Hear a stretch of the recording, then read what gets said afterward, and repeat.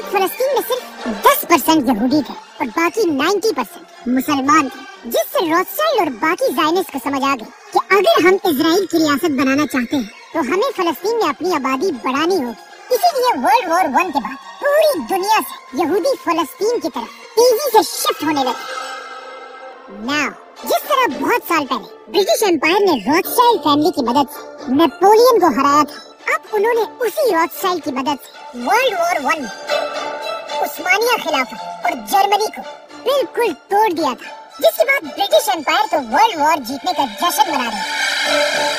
लेकिन जर्मन अवाम को समझ आ गई कि इस जंग में किसने और कैसे उनके साथ बगावत की।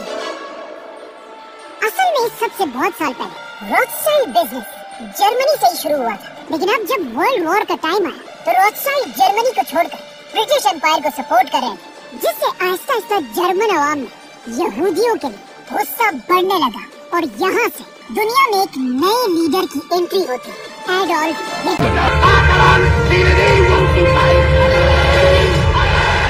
हिटलर ने आते ही जर्मन अवाम को ये बात समझाने की कोशिश की कि हम तो वर्ल्ड वॉर जीतने वाले थे, सिर्फ इन यहूदियों की गद्दारी की वजह से हम ये जंग बेशर्मी से हार गए। हिटलर जब भी स्पीच करता था उसकी बातें और स्टाइल ऐसा होता था कि जर्मनी का बच्चा बच्चा उसकी हर बात पर यकीन करता था। जिसके बाद हिटलर ने जर्मनी में यहूदियों के सारे बिजनेसेस बंद कर दिए और इवन जर्मनी में रोथशाइल्ड का सबसे पहला बैंक 200 साल पुराना बैंक बंद कर दिया। हिटलर की फौज आहिस्ता आहिस्ता पूरे यूरोप को फतह करने लगी और यूरोप की हर सिटी में जाकर वहाँ के यहूदियों को मारने लगे। ये देखकर यूरोप के सारे यहूदी हिटलर से अपनी जान बचाकर भागने लगे और इस अपॉर्चुनिटी को यूज करके रोथशाइल्ड के बाकी भाइयों ने इन सारे यहूदियों को फलस्तीन की तरफ भेजना शुरू किया और फलस्तीन में एक बार फिर यहूदियों की पॉपुलेशन तेजी से बढ़ने लगी। जब वर्ल्ड वॉर 1 खत्म हुआ फलस्तीन में सिर्फ 10% यहूदी थे, लेकिन वर्ल्ड वॉर 2 खत्म होने के बाद 30% से भी ज्यादा यहूदी थे।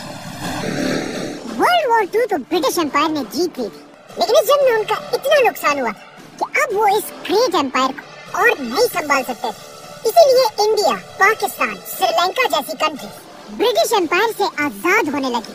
ये देखकर फलस्तीन के ज़ायनिस्ट ब्रिटिश एम्पायर को कहने लगे कि अब अपना वादा पूरा करो और यहाँ पर एक यहूदी रियासत बनाओ। लेकिन मसला ये था कि अब भी फलस्तीन में सिर्फ 30% यहूदी थे और बाकी सारे मुसलमान थे, जिसकी वजह से ब्रिटिश एम्पायर इतनी जल्दी इजराइल की रियासत बनाने के लिए तैयार नहीं थी।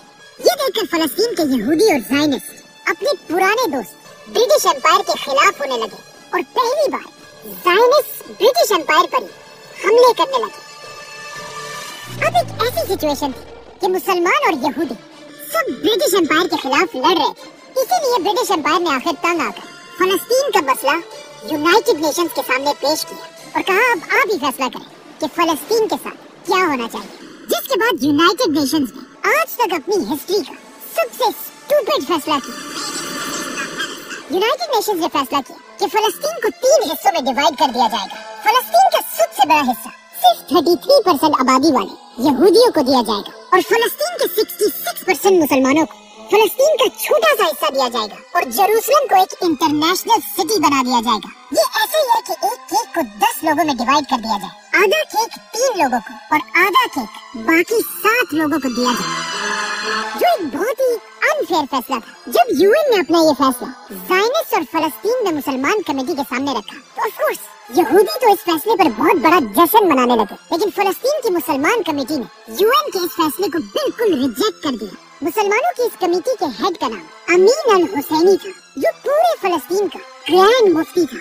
ब्रिटिश एम्पायर और ज़ायनिस्ट इस बंदे से पहले से ही नफरत करते थे, क्योंकि वर्ल्ड वॉर 2 में इस ग्रैंड मुफ्ती ने ब्रिटिश एम्पायर के खिलाफ जाकर जर्मनी के हिटलर को सपोर्ट किया था, बल्कि हिटलर के साथ पर्सनल मीटिंग्स भी की थी और इवन हिटलर के लिए एक मुसलमान आर्मी भी बनाना चाहता था। जैसे ही मुसलमानों ने यूएन के प्लान को रिजेक्ट किया, अचानक इजराइल के रोथशाइल्ड स्ट्रीट पर ज़ायनिस्ट का लीडर दुनिया के सामने आया और कहा मुसलमानों की इस जिठाई की वजह से आज हम ये ऐलान करते हैं कि अब आधा फलस्तीन नहीं, पूरा फलस्तीन हमारा होगा। और इसी के साथ डेविड बेन गुरियन ने इजराइल की आजादी का ऐलान कर दिया। ये ऐलान उसने अपने ज़ायनिस्ट लीडर थियोडोर हर्जल की बहुत बड़ी तस्वीर के नीचे किया था, जिसने इस दिन से एग्जैक्ट 50 साल पहले कहा था कि आज से 50 साल बाद दुनिया में इजराइल की रियासत बनेगी, और एग्जैक्टली ऐसा ही हुआ। इजराइल की आजादी के सिर्फ 11 मिनट बाद सुपर पावर अमेरिका ने इजराइल के मुल्क को एक्सेप्ट, जिसके बाद सोवियत यूनियन और बाकियों ने भी ऐसा ही किया, जिनमें सिर्फ एक इस्लामिक कंट्री थी जिसने इजराइल को एक्सेप्ट किया, रजा शाह था, ईरान। अब जब इजराइल के सारे यहूदी आजादी का जश्न मना रहे, उसके सिर्फ एक दिन बाद इजराइल के पास 5 अरब कंट्रीज ने इजराइल पर हमला कर दिया, लेकिन इसका कोई फायदा नहीं। इजराइल ने अमेरिका और ब्रिटिश की मदद से इन बड़े बड़े अरब कंट्रीज को क्रश कर दिया, बल्कि इस जंग से इजराइल का साइज और भी बढ़ गया, और जो हिस्सा यूएन ने मुसलमानों को देने का वादा किया था, वो भी मुसलमानों के हाथ से निकल गया। अब इजराइल के लिए फलस्तीन में सिर्फ एक ही मसला था कि अभी भी फलस्तीन में मुसलमानों की आबादी यहूदियों से डबल थी। इसीलिए इजराइल के बनते उन्होंने अपना सबसे पहला काम ये किया कि वो फलस्तीनियों को जो यहाँ पर 1000 साल से आबाद थे, हमेशा के लिए फलस्तीन से निकालने लगा। इजराइल ने फलस्तीनियों की बड़ी बड़ी सिटी और 500 विलेजेस को तबाह कर दिया, और जो मुसलमान इजराइल के जुल्म के बाद फलस्तीन छोड़कर नहीं जा रहे थे, कहा जाता है इजराइल ने उनके पानी के कुओं और पाइपों में जहर मिलाकर उन सबको मार डाला, और इस तरह एक ही साल में 8 लाख फलस्तीनी मुसलमान फलस्तीन को छोड़कर हमेशा के लिए चले गए। और इन फलस्तीनियों के खाली घरों को भरने के लिए पूरी दुनिया से 7 लाख यहूदी इजराइल की तरफ आए, जिससे फलस्तीन में यहूदियों की आबादी 60 और 70% तक चली गई। और आज तक इजराइल इसी स्ट्रेटेजी को बार बार यूज करता है। हर कुछ सालों बाद इजराइल कोई न कोई बहाना बनाकर फलस्तीनियों को फलस्तीन से निकालता रहता है, ताकि फलस्तीन से मुसलमानों का नामो निशान हमेशा के लिए मिट जाए, और यहाँ सिर्फ और सिर्फ यहूदी ज़ायनिस्ट की हुकूमत।